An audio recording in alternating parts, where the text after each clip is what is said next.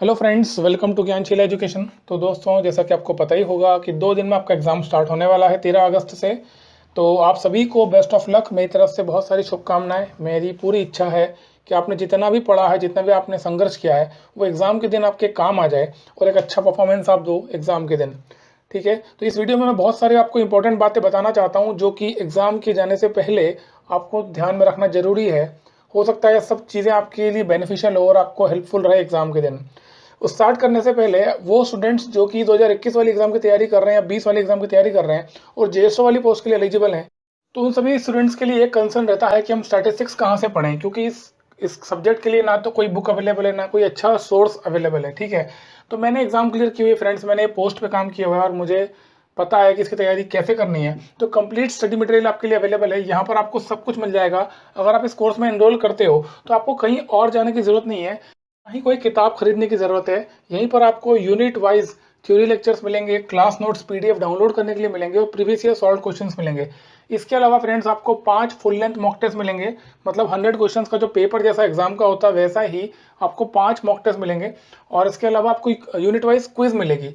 तो इतना study material आपको यहाँ पर एक ही जगह मिल जाएगा कि आपका ये पूरा सब्जेक्ट यहीं पर तैयार हो जाएगा। तो ज्ञानशाला.co.in पर आप चले जाओ, वहाँ जाकर के आप इसमें एनरोल कर सकते हो। कोर्स से संबंधित कोई भी क्वेरी आपकी है, कुछ पूछना चाहते हो, तो वहीं पर एक व्हाट्सअप नंबर मिलेगा इस वेबसाइट पे, उस पर आप पूछ सकते हो। ठीक है, तो अब स्टार्ट करते हैं। सबसे पहली चीज़ तो यार, आपका एग्जाम अभी 13 तारीख से स्टार्ट होने वाला है और अलग अलग दिन अलग अलग शिफ्ट में आपका एग्जाम होगा। सबसे पहली एडवाइस मेरी आपको ये है कि आप एग्जाम सेंटर पे टाइम पे चले जाना। कई बार हमको लगता है कि हम इतने बजे निकलेंगे, इतने बजे पहुंचेंगे, रिपोर्टिंग टाइम इतना है, लेकिन फ्रेंड्स पिछले 3-4 सालों में, स्पेशली जब से एग्जाम ऑनलाइन हुआ है ना, तब से ये इशू बहुत ज़्यादा आ रहा है कि बच्चा अगर 1 मिनट भी लेट हुआ है, मतलब समझ रहे हो, 1 मिनट भी कोई अगर लेट हुआ है ना, तो एंट्री अलाउ नहीं करते हैं सेंटर पे। और कई स्टूडेंट्स ऐसे हैं जो 1-1 मिनट, 2-2 मिनट, 5 मिनट लेट हुए और उनको अंदर जाने नहीं दिया। तो आप यार इस चीज़ का ध्यान रखना। ऐसे मुगालते में मत निकलना घर से कि ठीक है पहुंच जाएंगे, और घर में बैठ के पढ़ने में टाइम बर्बाद कर रहे हो एंड मोमेंट पे और एग्जाम सेंटर लेट हो रहे हो। तो यार इसका ध्यान रखना, आप आधा घंटा पहले पहुंच जाओ, क्योंकि वहाँ पर लाइन भी लगेगी। आपको पता ही है कि आपको मास्क पहन कर जाना है, सैनिटाइजर लेकर जाना है और सोशल डिस्टेंसिंग का आपको पालन करना है। तो ये तो चीज़ें आपको वहाँ फॉलो करना पड़ेगी। तो इसको ध्यान में रखते हुए थोड़ा जल्दी चले जाना और पूरी कोशिश करना कि जो आपकी सीट होगी ना, उस सीट पर आप ऑन टाइम जाके बैठ जाओ। ठीक है, अपनी पोजीशन ले लेना ताकि आपको कोई दूसरा इशू ना हो वहाँ पर, है ना। तो सेंटर पे आप टाइम पे जाना, पहली चीज़। दूसरी चीज़ यार दोस्तों, एक चीज़ ध्यान रखना, ज़्यादा स्ट्रेस मत लेना। क्योंकि मैं मानता हूँ और मैं समझ सकता हूँ, क्योंकि मैं खुद भी इस दौर से गुजरा हूँ और मैंने अच्छी तरह से इस चीज़ को फेस किया है कि हम जब इस एग्ज़ाम की को देने जाएंगे तो हमारे मन में स्ट्रेस आएगा, क्योंकि ये हमारे करियर से जुड़ा हुआ है। इससे हमें एक बड़ी नौकरी मिलने वाली है।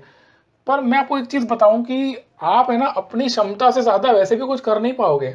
ज़िंदगी में आपको जो भी मिलेगा ना, वो उतना ही मिलेगा जितना आपने एफर्ट लगा रखे हैं। आप जितनी प्रैक्टिस आपने की है, उतनी स्पीड से आप कोई क्वेश्चन सॉल्व कर पाओगे, सीधी सी बात है ना। जितनी कैलकुलेशन स्पीड्स के लिए आपने काम किया होगा, उतनी फास्ट कैलकुलेशन आप एग्जाम में कर पाओगे। हड़बड़ाहट में आप स्ट्रेस लेकर के अगर आप सोचो कि मैं और तेज़ी से कर लूँ, तो प्रोबेबिलिटी है कि आप गलती कर दो। तो स्ट्रेस मत लेना, परेशान मत होना, अपने आप पे भरोसा रखना और बिलीव करना। आपने एक लंबी तैयारी की है, तो बहुत ज़रूरी होता है ये आखिरी के समय में वो सारी एनर्जी को आप कंसोलिडेट करो। आपका अपने आप के ऊपर जो भरोसा है वो और मजबूत होना चाहिए इस समय पे।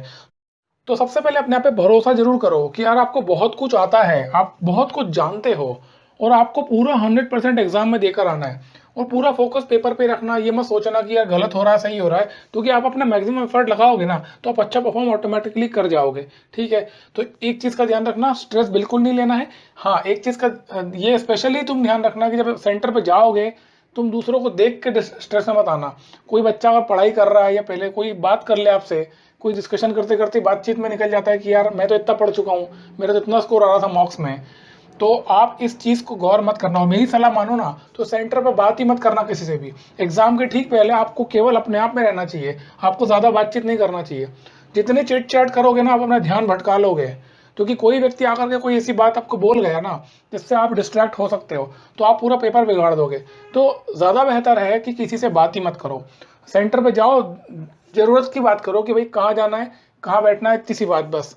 इसके अलावा पढ़ाई से संबंधित कोई भी किसी से बात मत करना, क्योंकि 1 घंटे जब आप पेपर दोगे ना, तो आपकी बहुत बड़ी ऊर्जा खपेगी।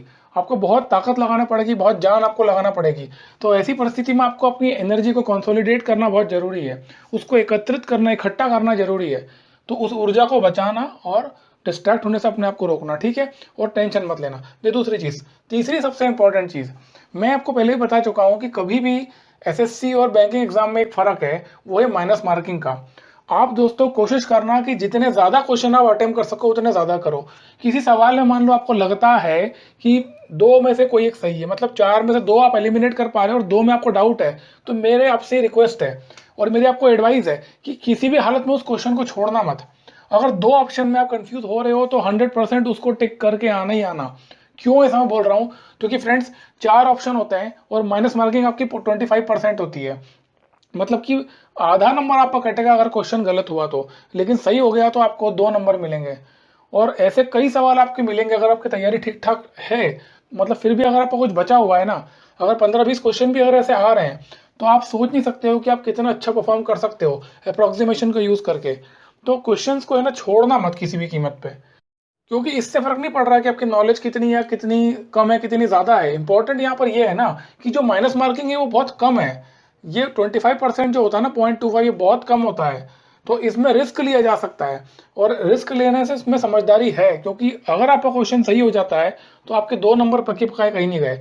अगर आप छोड़ के आओगे तो वो किसी काम का नहीं है, ठीक है। ये उन बच्चों के लिए कह रहा हूँ जिनका स्कोर मॉक टेस्ट में भी अच्छा नहीं आ रहा, जिनको ये लग रहा है कि हमारी तैयारी नहीं हुई है, जिनको 180 190 आ ही रहे हैं, जो अच्छा परफॉर्म कर रहे हैं, उनको तुक्के मारने की जरूरत ही नहीं, क्योंकि वो क्वांट में, रीजनिंग में फुल मार्क्स वैसे ही ला रहे होंगे, ठीक है। तो अगर आपको लगता है कि आपको कहीं क्वेश्चन पे लग रहा है कि आप फंस रहे हैं या सॉल्व नहीं कर पा रहे हैं, या आपको जरा सा भी अंदेशा है कि ये आंसर सही हो सकता है, तो किसी भी कीमत पे उस क्वेश्चन को छोड़ के मत आना, है ना। मेरे बोलने का मतलब यह है कि आप मैक्सिमम अटेम्प्ट करो, किसी भी कीमत पे मैक्सिमम अटेम्प्ट करके आना, और आप खुद देखोगे फाइनली जब रिजल्ट आएगा तो आपको उसका फायदा मिलेगा, ठीक है।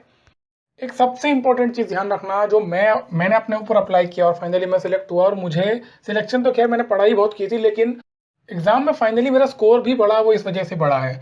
आप लोग क्या करना ना, कोई भी प्री कंसीव नोशन खुद के बारे में लेकर के एग्जाम में मत जाना। आप अपने आप को 1-2 दिन पहले से मान लो कि आप चैंपियन हो, क्योंकि देखो आपने अपने आप को इवेल्युएट किस बेसिस पे किया है, जो मॉक टेस्ट आप लगा रहे हो उनके बेसिस पे। पर ये तो कोई एग्जाम नहीं है ना, ये कोई फाइनल एग्जाम तो नहीं है, ये कोई ऑथेंटिक सोर्स भी नहीं है कि आप इससे जज कर पाओ अपने आप को कि आपको कितना आता है ना। जब तक एग्जाम में आप नहीं बैठोगे ना, तब तक आप अपने आप को एग्जैक्टली इवेल्युएट नहीं कर पाओगे कि एक्चुअली आपको कितना आता है। तो अपने आप को चैंपियन मान के जाओ, आप ये मान लो, आप ये बिलीव करो कि आपको बहुत कुछ आता है, ताकि आपका जो माइंड है ना वो रिलैक्स रहे। आपको ये पहले से पता हो कि हमें परफॉर्म करना है बस। इस जितना भी समय आपने जो भी मॉक टेस्ट लगाए हैं उनके नंबरों पे अगर आप अपने आप को जज कर रहे हो तो आप बहुत बड़ी गलती कर रहे हो, क्योंकि वो कोई सोर्स नहीं है और उससे आप कितना परफॉर्म कर पाओगे उससे इवेल्यूशन नहीं होता है, ठीक है। तो प्री कंसीव नोशन मत लेकर के जाना, अपने आप पे भरोसा करना, अपने आप को चैंपियन मानो। बस आप ये मान के चलो कि आप बहुत कुछ करके आओगे। आपने जितना भी सीखा है अभी तक वो सारा का सारा आप एक घंटे में निकाल के आना है, आपको सारी ताकत लगा देनी है, आपको इतना ही काम करना है, ठीक है। तो उम्मीद करता हूँ अपना ध्यान रखोगे, अच्छी तरह पेपर देकर आओगे, कूल माइंड से पेपर देके आना, अपना मैक्सिमम एफर्ट देकर आना, और बस बाकी सब छोड़ देना, जो भी होगा वो अच्छा ही होगा, ठीक है। तो उम्मीद करता हूँ आपको समझ में आई होगी। इस वीडियो में तक इतना ही था। Thank you so much. जय हिंद।